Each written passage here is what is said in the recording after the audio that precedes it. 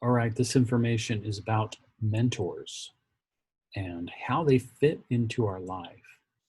So I'm going to share my screen here, put myself in the corner, move me up to the middle, and let's take a look at what I am talking about. Now, the reason I put this in is because mentors are a part of our lives and they always have been. Our parents are often our first mentors, and hopefully they're good ones, right? Hopefully they're really good. And a lot of times people will justify what they do in their life because their parents weren't good mentors or because that's what their parents taught them. If it's good enough for my dad, it's good enough for me, that kind of thing.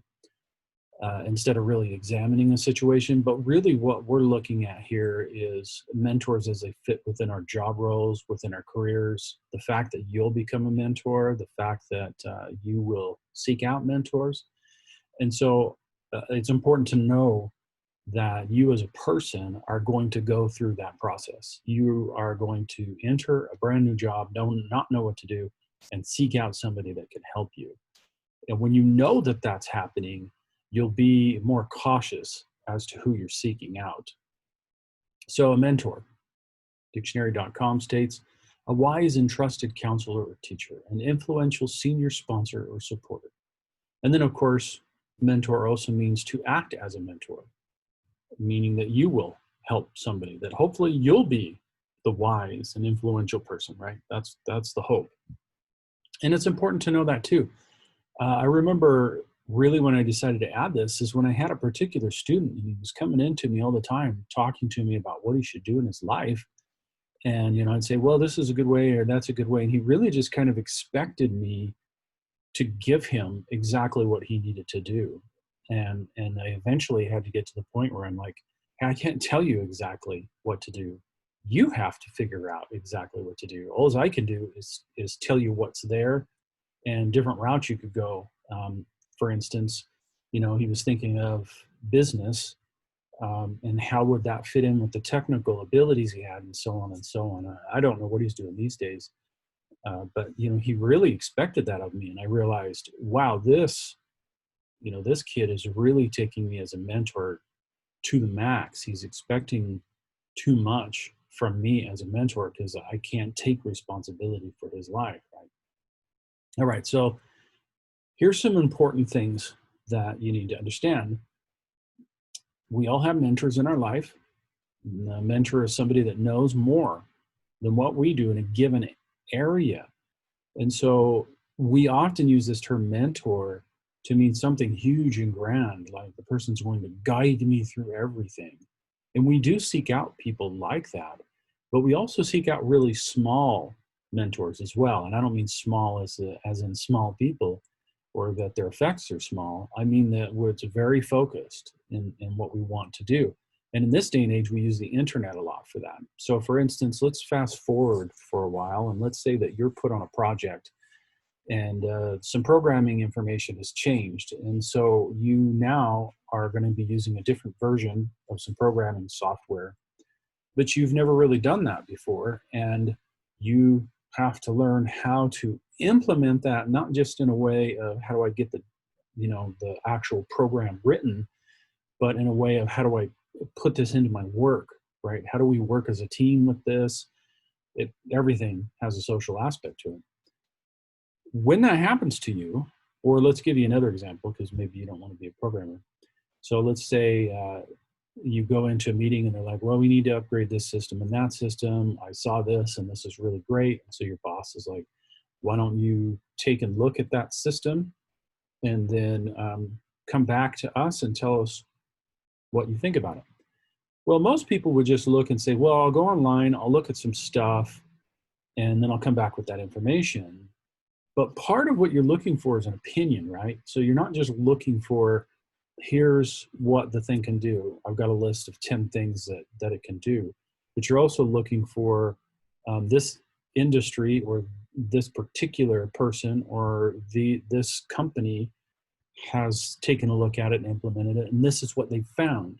At that point, right, you're not just looking for textbook information, you're actually looking for mentor information. You're using what you're finding from some other organization that you probably haven't even gone to, and taking that and making a decision that's not just a factual based, let's compare Windows 10 to Windows 8 type situation. You're taking a social thing as well. And so you're wondering, what do I do in this situation? And that for that instance, they become a mentor to you. And that's what I mean, is that you have to watch yourself doing that. And the reason why is because you may not pick the right mentors. You may pick people that you think know a lot. And then later on you find out, oh, well, they were just good talkers. You know, they could sell things really easily and fast, but they really didn't know what they were doing. And unfortunately, I kind of followed what they said. So you have to watch for that. So let's take a look at what some of the attributes are that you're looking for in a mentor. And this is much broader information. And also to also realize that someday, if you are a mentor, this is what you need to be like, right? So first off, on number one here, you have to have the willingness to listen and understand and help. You have to actually care. Some people don't. Somebody comes and asks a question, why are you asking me? Go figure that out. That's the way they act. That's basically they're saying, I don't want any part of it. You go make your own decisions. I don't want to be a mentor. But many people will listen and understand and help in that situation. And you'll find that to be a majority of the case. I had a really great mentor, the last place I worked before EAC. And he wasn't a tech person. And so how I was receiving mentoring from him is, how do you deal with an organization, especially when you got multiple demands? How do you go about helping people when you really want to help them, but they don't want your help? It's all sorts of things that I would often just ask him directly those things. And oftentimes he would just hint at them, right? He was towards the end of his career. And so he had a lot of information to share where he made mistakes and he had successes, and he was passing that on to me. And it was marvelous. I still have a really close relationship with that person. They need to have a sound understanding of the subject matter. And that's something that you may not know initially, right? That's something that you have to kind of dig into to find out. And I've done that. I've gone out to websites and I'm like, oh, wow, that's a really good website. And they really know what they're talking about. These dudes are awesome. And then as I get into it, I realize, no, they don't.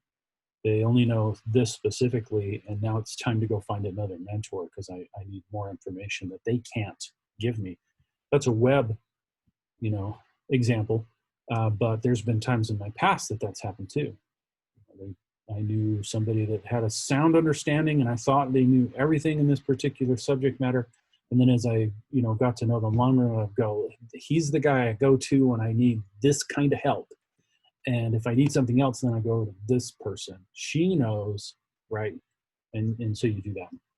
Honesty and integrity, they have no other motive than to help you. So they're not trying to get something from you. And someday when you're, a mentor, hopefully you don't have any other motive, like, oh, I hope that I can get in good and they'll see me as this awesome person and then they'll tell that other person. You're just doing it because you want to help somebody and you're looking for those kinds of people. Objectivity, that's a tough one because they have to have a willingness to tell you the truth. Some people, when they're willing to listen and understand and so on, they really are not objective. They have a lot of compassion, meaning that they don't ever want to tell you the harsh truth that may exist. And then an effective communicator. You can find a lot of smart people out there. They're absolutely great, but they can't really explain what they need to explain to you or in a way that you need to understand it.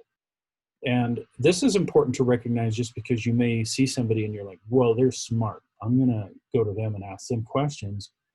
And if you're not aware that they're not communicating with you effectively, you may just continue to try and hit your head against a brick wall. And then you make assumptions about this, right? Technology, you deal with a lot of technical things. And if you make assumptions because they're not communicating directly to you, then you make mistakes. And so you have to keep that in mind.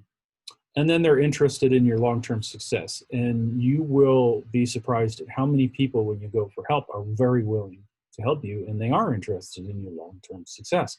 Even though maybe they're only somebody you hang out with at work, they're your work friend, and they're interested in you becoming better. And then, of course, as time goes along, they may find that you know things that they don't, and you become a mentor to them. In any case, I just wanted to bring up this topic of mentoring because when you go out and work, when you go out to that job, you will seek them out. And you need to seek out the ones that have these qualities and need to be aware that you may not use them for everything, right? You may just say, oh, I need your help with this and that, but you don't know jack about this other thing, right? You realize that you're going through that process, and it'll enable you to learn quicker, and it'll enable you to be more of a success actually in your career and your job. No man is an island. So if you determine, you know what, I'm going to go to work, but I'm going to do this on my own, and you don't seek out mentors at all, you'll pay for that. You'll be the one that just looks kind of silly and stupid and slow because you can't figure things out, because the whole rest of the people you work with, what are they doing? They're seeking out the people that know, and they're learning from them. So don't be afraid to learn from people. Anyway, that is that particular topic.